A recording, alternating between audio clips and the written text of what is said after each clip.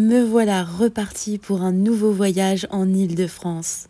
Au départ de la station Saint-Michel et après 20 minutes sur le RER B, me voici à la gare de Sceaux. Non loin de la gare se trouve la villa de Victor Baltard, le célèbre architecte des Halles. Et à 5 minutes d'ici, on rejoint l'hôtel de ville construit entre 1863 et 1865.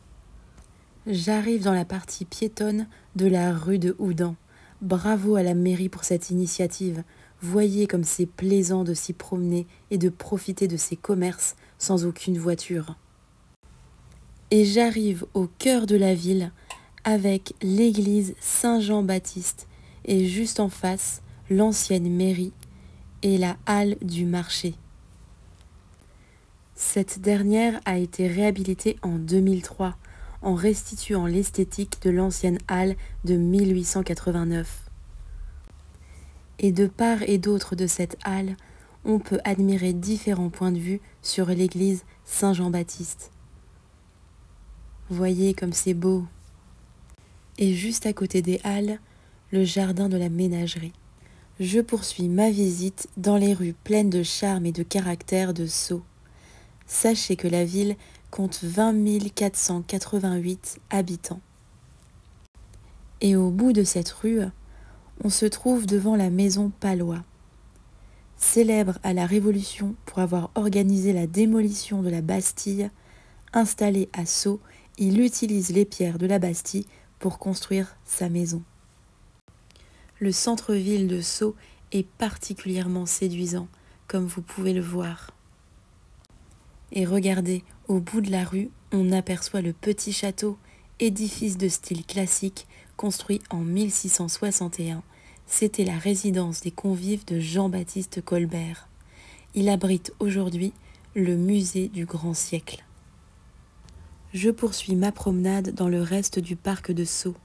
Et vous apercevez son magnifique château, actuel musée départemental. Apprenez que ce vaste domaine de 181 hectares, dont 121 se situent sur la commune de Sceaux, est classé au titre des monuments historiques. Il constitue l'un des ensembles les mieux sauvegardés de l'époque de Louis XIV.